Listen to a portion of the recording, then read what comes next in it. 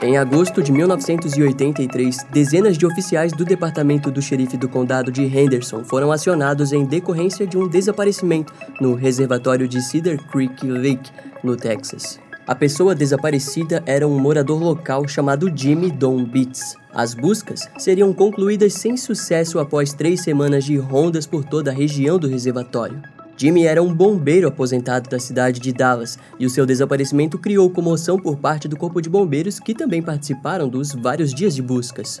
Assim como vários casos de desaparecimento, as teorias, a preocupação e o anseio por respostas tomaram todos os envolvidos.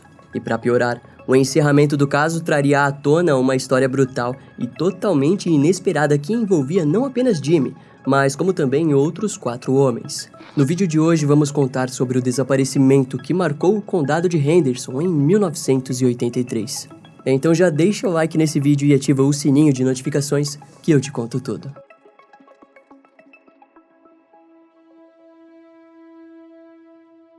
Recém-aposentado do Corpo de Bombeiros de Dallas, Jimmy Don Betts estava em um bar em meados de fevereiro de 1982 e lá ele conheceu uma garçonete um pouco mais jovem que ele, chamada Betty Lou Donovan. Pouco tempo depois, os dois começaram a sair e namoraram por cerca de 6 meses. Até que no dia 19 de agosto do mesmo ano, eles decidiram se casar. Jimmy possuía uma casa própria, mas com o casamento decidiu se mudar para o pequeno trailer de Betty. Além do amor, o motivo daquilo também havia sido porque o trailer ficava na beira de um lago. Aquilo era perfeito para Jimmy, que possuía um barco e decidiu atracá-lo ali. Com a vida de aposentado iniciada, tudo indicava que ele seguiria o restante de sua vida com tranquilidade. Mas, no entanto, no dia 6 de agosto de 1983, Betty relatou o desaparecimento de Jimmy. E cerca de 6 dias depois, 2 pescadores estavam velejando quando notaram um barco familiar próximo à praia de Redwood. O barco estava estranhamente livre e prestes a bater em qualquer coisa que se aproximasse. Os homens decidiram chegar próximo ao barco e foi então que notaram que o motor do mesmo havia sido retirado. Em pouco tempo de análise, viram que uma das hélices estava cortada. Então, eles entraram no barco e lá encontraram uma licença de pesca jogada no chão do barco em nome de Jimmy Don Beats e logo viram um frasco de comprimidos aberto e derramado por todo o local. Por conhecerem Jimmy, sabiam que ele possuía experiência o bastante para não tentar resolver o problema do motor em alto mar. Além do mais, assim como muitos outros pescadores, Jimmy sabia nadar e também jamais cairia de qualquer forma do barco. Inicialmente, eles acreditaram que ele realmente poderia ter nadado até a costa e deixado o barco no local. Contudo, havia uma sensação bem estranha no ar. Os comprimidos os fizeram pensar em um possível ataque cardíaco que acabou o levando ao mar. E quando essa tese começou a se mostrar plausível, eles então decidiram chamar as autoridades. No dia seguinte, um grande número de bombeiros de Dallas se voluntariaram para ajudar nas buscas próximo à região do barco. Um total de 100 barcos sondaram as águas e vários outros voluntários que conheciam Jimmy se uniram junto aos agentes do departamento do xerife do condado de Henderson. E ao longo das semanas, a Cruz Vermelha se uniu às buscas e tratou de trazer suprimentos para os voluntários que ficaram horas em prol da busca pelo aposentado. Quando a operação foi oficialmente cancelada, os familiares e conhecidos continuaram as buscas intensivas por qualquer sinal do corpo do homem. Naquela altura, todos já haviam aceitado a sua morte, mas o mistério apenas se prolongava. Sua esposa Betty aceitou a perda muito antes de todos e até mesmo já tinha contratado um serviço memorial em menos de 20 dias do desaparecimento. Eventualmente, toda a família de Jimmy e seus amigos aceitaram o pior e também abandonaram as buscas. Só que então, no ano de 1985, o departamento do xerife recebeu uma ligação inesperada. Um informante anônimo telefonou para dar informações novas sobre o paradeiro de Jimmy. De acordo com o indivíduo, a morte do aposentado estava longe de ser um acidente e, na verdade, se tratava de um homicídio, sendo a própria Betty Lou Beats a autora do suposto crime. 2 anos após o caso, aquela era a única pista realmente palpável pelos investigadores e eles a abraçaram com anseio. Foi então que uma intensa investigação foi iniciada. E logo os investigadores descobriram que Betty havia assegurado uma apólice de seguro de vida de $110 mil de Jimmy. E para aumentar ainda mais as suspeitas, o aposentado também tinha criado um plano de pensão de $1.200 por mês, onde Betty estava lutando na justiça para conseguir. Entretanto, devido à ausência do corpo de Jimmy, ela teve sérias dificuldades em consegui-lo, mas o garantiu na quantia parcial de $790 pelo resto de sua vida. Curiosamente, os pagamentos se iniciariam no dia 10 de junho de 1985 e os investigadores estavam dispostos a prendê-la sob suspeita de assassinato antes que aquilo acontecesse. Então, 2 dias antes do pagamento, Beth foi presa e interrogada. Enquanto isso, outra equipe conseguiu um mandado e fez uma intensa busca na residência de Beth e em toda a vizinhança. E então, com pouco tempo de busca, o corpo de Jimmy foi localizado dentro de um poço coberto por musgos e flores. As notícias eram arrasadoras, pois Jimmy nunca havia se afogado e a verdade era ainda mais mórbida. A autópsia então mostrou que ele foi baleado 2 vezes com um revólver calibre 38 e possivelmente morto enquanto dormia.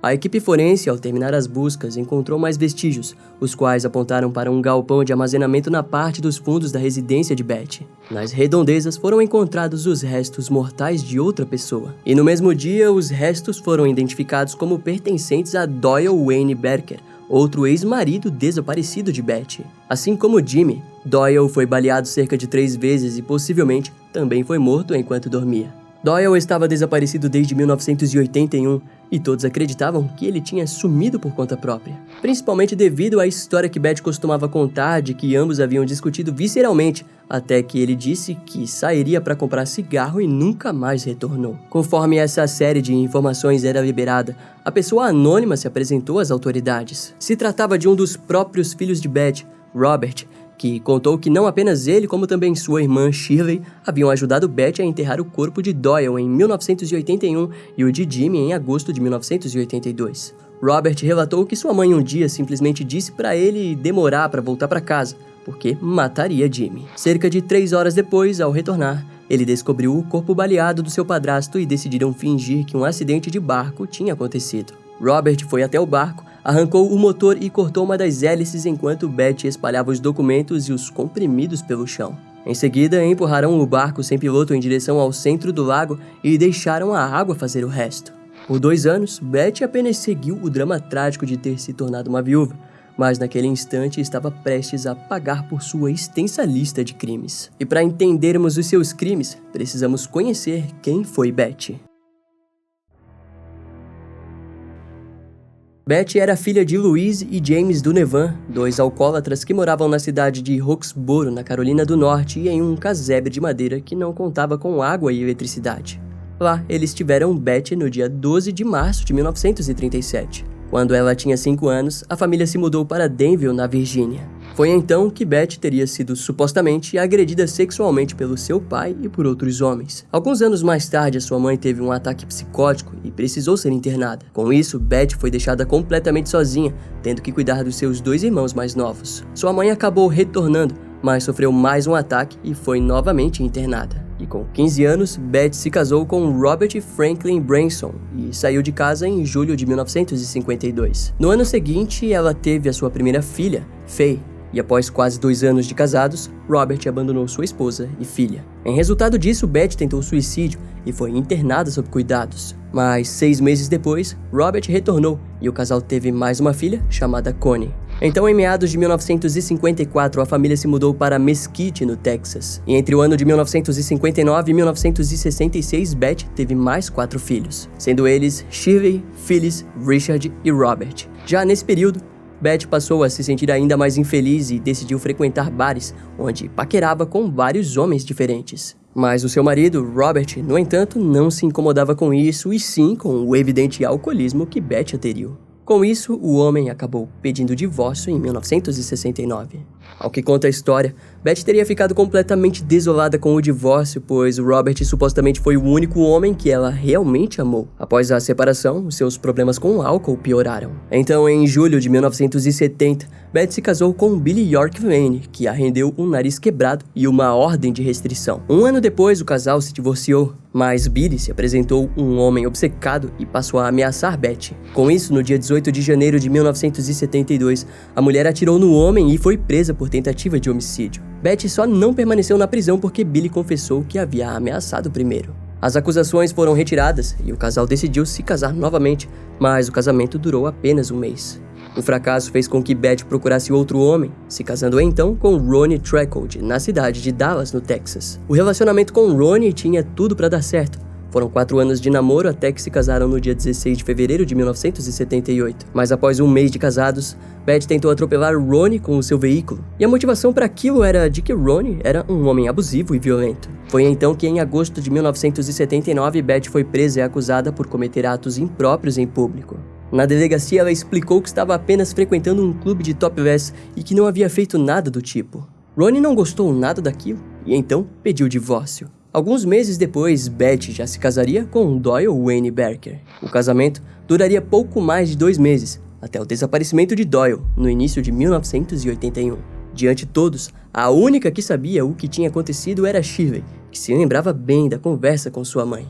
Na época, Shirley já possuía a sua vida formada no condado de Van Zandt, mas foi visitar sua mãe quando a perguntou se ela se divorciaria de Doyle. Shirley então recebeu a resposta de sua mãe de maneira fria: "Eu vou matá-lo." Shirley, assustada, a disse que deveria apenas se divorciar, mas Beth alegou não poder fazer aquilo, pois o seu trailer estava no nome de Doyle, e sem ele, ela não ficaria com nada. Seus familiares e amigos acharam o desaparecimento de Doyle algo suspeito, pois ele havia deixado o trailer para trás. No entanto, Beth disse que pediu para que ele deixasse, alegando que o venderia e continuaria sua vida. A verdade por detrás do desaparecimento era de que, em uma noite, Beth havia chegado até a cabeceira da mesa, onde pegou o revólver 38 e bebeu 2 doses de uísque. Em seguida, subiu lentamente na cama onde Doyle estava e sentiu que o álcool estava dando coragem suficiente para disparar. Ninguém ouviria o disparo, mas por garantia ela pegou um dos travesseiros para abafar o som. O primeiro disparo fez com que o corpo estremecesse e talvez ele estava até vivo, mas ela não desejava levantar o travesseiro. Beth então deu mais 2 disparos